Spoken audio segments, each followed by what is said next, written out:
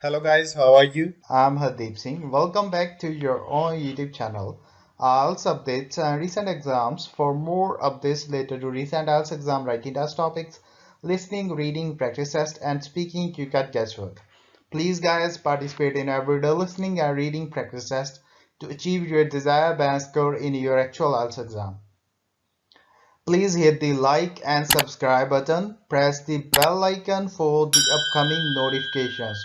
Don't forget like, subscribe and share my YouTube channel and my Facebook page, IELTS updates and recent exams.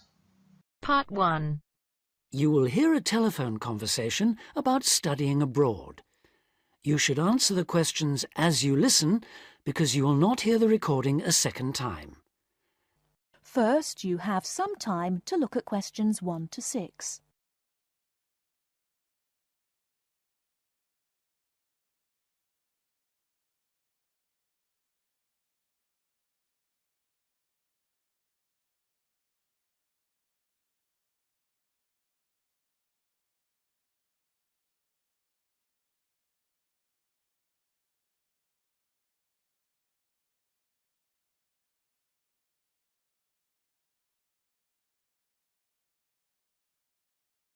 Listen carefully and answer questions 1 to 6. Hello, admissions guidance. How can I help? Hello. I'd like some information about studying at your university. Can you help me? Yes, of course. What course are you interested in applying for? International business. I already have a first degree from a university in my country. Fine. So you'd want to do a master's level course? Yes, that's right. OK. We offer an MIB course. That's a 12-month full-time course. I can send you details of that course, or you can download a PDF file from our website. Could you put it in the post, please? I don't have access to the internet at the moment. Could you tell me what qualifications I need for that course? Yes, for the MIB, you need a first degree. The minimum qualification is a 2-1 or a first. Okay.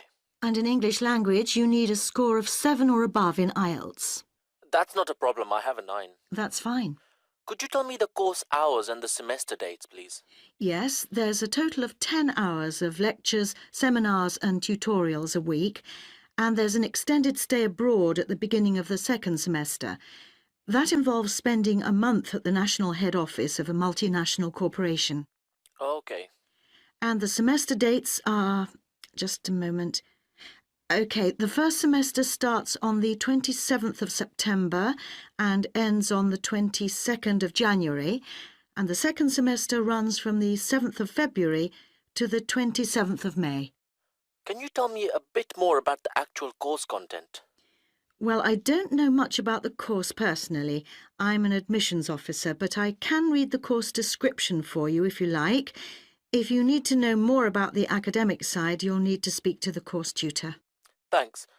I'd be very grateful if you could tell me as much as possible now. I'll just read the main points.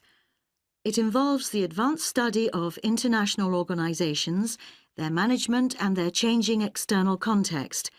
Students develop their ability to apply knowledge and understanding of international business to complex issues, both systematically and creatively, to improve business practice. Thank you very much. You're welcome.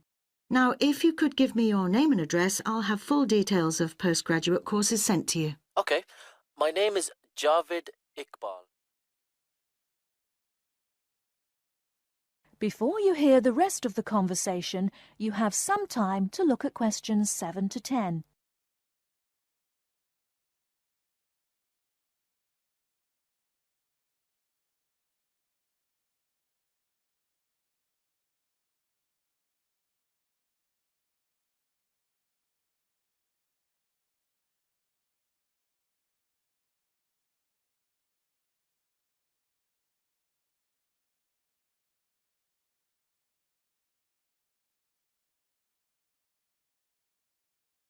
Now listen and answer questions 7 to 10. Okay. My name is Javed Iqbal. That's Javed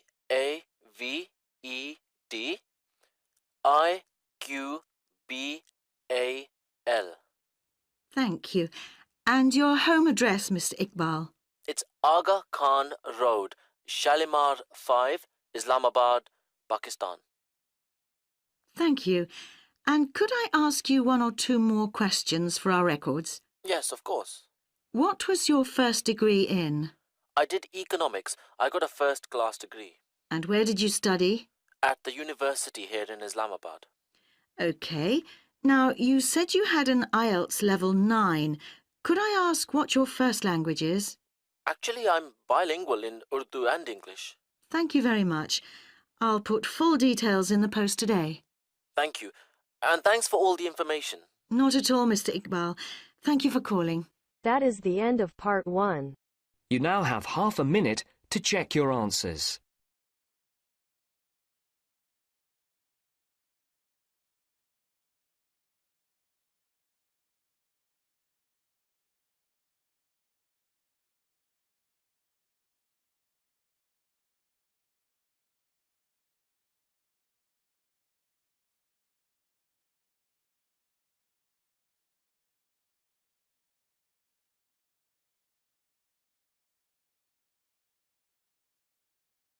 Now turns to part 2.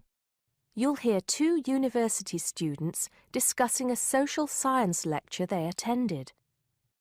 First, look at questions 11 to 14.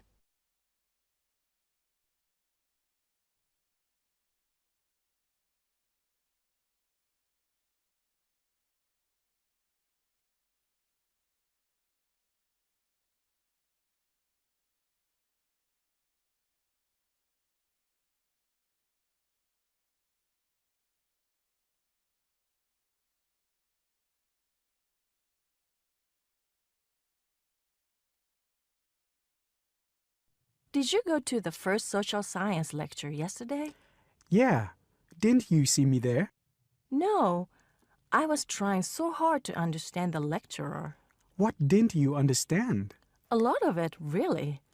For example, he said we needed to study history as part of the course, but I didn't get why. You probably missed it. He said early on that we need to learn from our past mistakes. Right. But he also said we need to put ourselves in the place of our ancestors.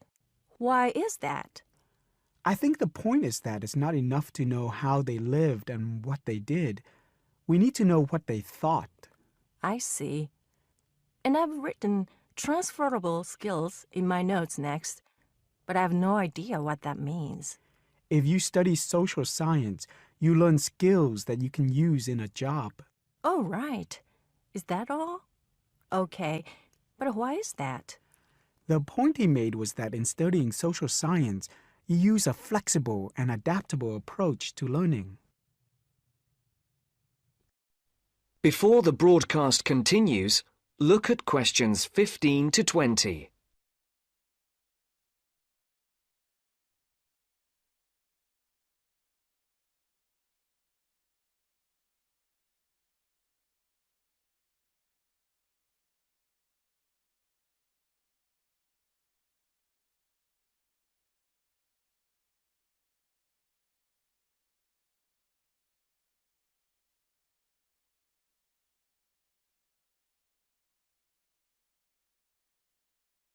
You will now listen to the second part of the talk. He also kept mentioning all the other subjects we will need to study as part of the course. I didn't write them all down, did you? Some of them. I think I can make sense of my notes. The first one was anthropology, which he said would cover prehistory and archaeology as well. Okay. Then there's economics. I wrote down that this was not meant to mean that we will spend all our time looking at economic theory, but more that we need to see how humans behave. That's good. I don't think I could handle economic theory. He said something about education too, didn't he? Yeah. He said we'll be looking at how cultural information is handed down from one generation to the next through teaching children. He said we'd be focusing on geography too, but I can't really remember which aspects. Can you? I noted it down, I think. Here we are, yes, particularly in relation to urban planning. It's law that I got confused about. I didn't understand why he linked that to economics. I think he meant that laws affect the way wealth is distributed. That makes sense. Now, what are the science wars? Okay, I did get that. The science wars are about how social science collects information. In sociology and social work, and in social science generally, they can only study patterns of behavior and observe. If you compare that to the way scientists work in physics or chemistry, it's very different because they use specific experiments that can be tested and which give concrete answers. Social studies is often accused of being unscientific. That's all. Okay. But it still looks like a good course, doesn't it? You don't have any regrets, do you? None at all. I'm looking forward to it. That is the end of part 2. You now have half a minute to check your answers.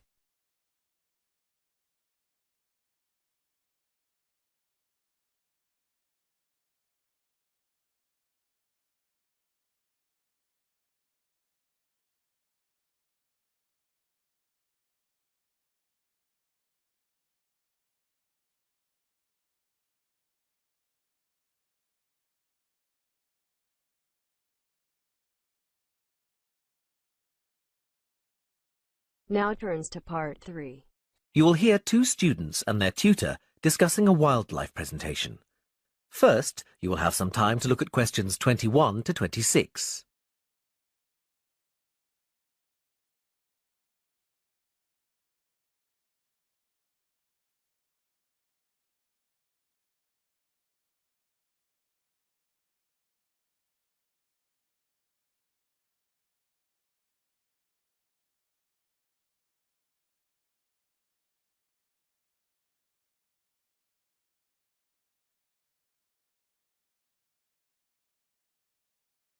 Now listen carefully and answer questions 21 to 26. Hi, Katie. Hi, Ian. Come on in. Hi, Professor Gordon. We wanted to talk to you about our wildlife presentation next week. Have you decided how to organise it? Yes, Professor. At first, we were going to focus on the cat family, but then we decided to talk about nocturnal animals instead. Yes, good idea. And how is your planning going? It's going well. We think we have enough material for 20 minutes. The advantage is that there are so many visual aids we can use. We found lots on the internet which we think will be really interesting for people. The problem is that this topic has been hard to narrow down. If anything, we've got too much information for just 20 minutes. How do you think we could narrow it down further? It is a broad subject. There are a few ways you could do it, but I'd recommend just looking at a representative sample of nocturnal animals, just 4 or 5. Yes, and maybe we could choose one animal from each continent, or a land creature, a marine creature, and a winged animal. I like the idea of separating it by different types of animals. And if we limit the detail, we'll definitely have enough time. But don't limit the detail too much. Also, think how you're going to interest the audience. Well, we're going to have a picture for each animal so we can talk through the picture. That's a nice idea, but don't limit yourself to pictures. If you can find any clips of the animals, use them. Showing brief video clips can keep an audience interested. I'll look on the internet tonight. And think of questions to ask your audience. People like to be involved. Yes, that's a great idea. Anyway, Professor, we've been practicing our presentation and we'd like to show you a small section. Is that okay? Well, we just have a couple of minutes left, but go ahead. Before you hear the rest of the conversation, you have some time to look at questions 27 to 30.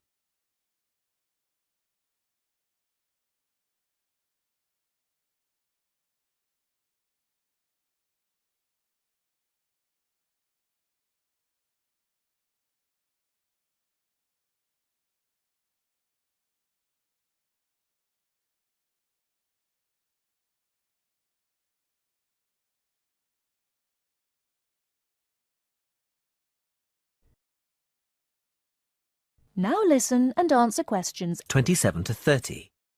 Well, we were thinking of presenting each animal with a picture and describing their physical characteristics. OK, but not in too much detail. That's just background information. We'll start with the jaguar. I'll introduce it by saying that the jaguar is a nocturnal animal and the only species of the genus Panthera to be found in the Americas. Like any cat, it has whiskers and it can move quickly. Its spine has great movement, meaning a jaguar can take long strides, sometimes up to 5.5 meters. This can make it a deadly predator, as you can imagine. Moving on to the fur, its fur is quite distinct. The markings are like black donut-shaped spots on its otherwise yellow fur.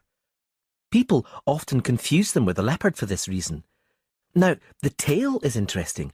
Although people think that the tail has stripes on it, the fur on the tail actually is similar to the body, with black circles around the lower section. The jaguar is generally a creature to be feared. Oh yes, I should have mentioned this earlier. Sorry, like most cats, it has sharp, retractable claws. Yes, that's fine, but be careful. The jaguar is usually thought of as nocturnal, but strictly speaking, it's crepuscular. In other words, most active between dusk and dawn. But as long as you mention this, you can put it under the umbrella of nocturnal. Is that all? Yes, I think so. Thanks, Professor. The end of part 3. You now have half a minute to check your answers.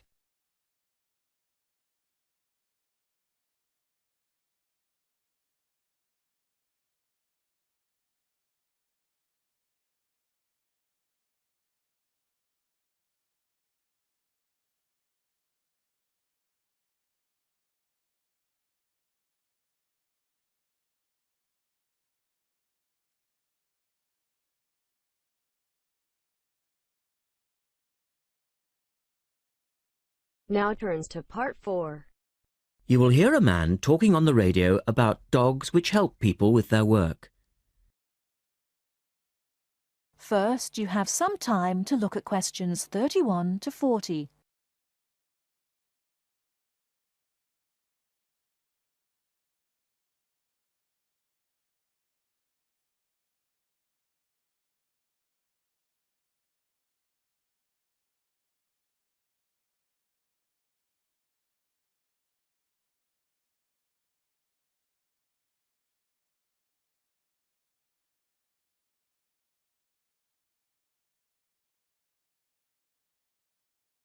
Now, listen carefully and answer questions 31 to 40.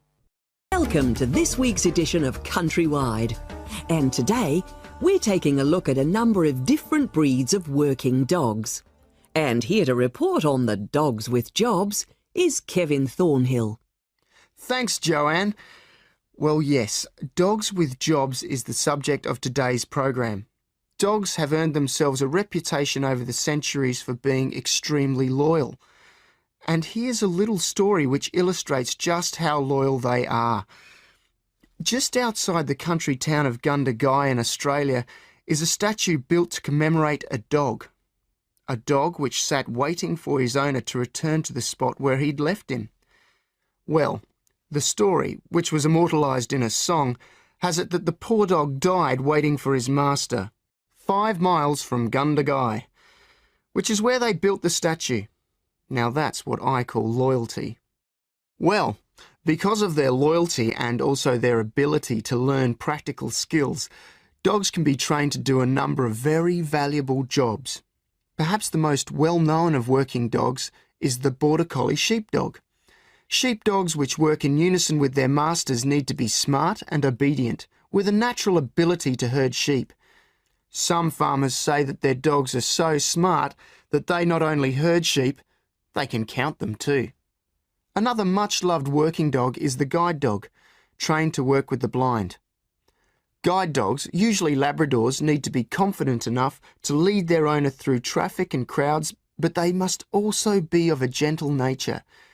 It costs a great deal of money to train a dog for this very valuable work, but the guide dog associations in the UK, America and Australia receive no government assistance, so all the money comes from donations. Another common breed of work dog is the German Shepherd. German Shepherds make excellent guard dogs and are also very appropriate as search and rescue dogs, working in disaster zones after earthquakes and avalanches. These dogs must be tough and courageous to cope with the arduous conditions of their work, and so that they can be sent anywhere in the world to assist in disaster relief operations, effective dogs and their trainers are now listed on an international database. When you arrive at an airport here, you may be greeted in the baggage hall by a detector dog, wearing a little red coat bearing the words "Quarantine." These dogs are trained to sniff out fresh fruit as well as meat and even live animals hidden in people's bags. In order to be effective, a good detector dog must have an enormous food drive. In other words, they must really love their food. At Sydney Airport, where there are 10 detector dogs working full-time, they stop about 80 people a month trying to bring illegal goods into the country. And according to their trainers, they very rarely get it wrong. Another famous working dog is the husky. Huskies, which originally came from Siberia, have been used for decades as a means of transport on snow, particularly in Antarctica where they have played an important role. Huskies are well adapted to harsh conditions and they enjoy working in a team. But the huskies have all left Antarctica now because the international treaty prohibits their use in the territory as they are not native animals. Many people were sad to see the dogs leave Antarctica, as they had been vital to the early expeditions and earned their place in history along with the explorers. That is the end of part 4.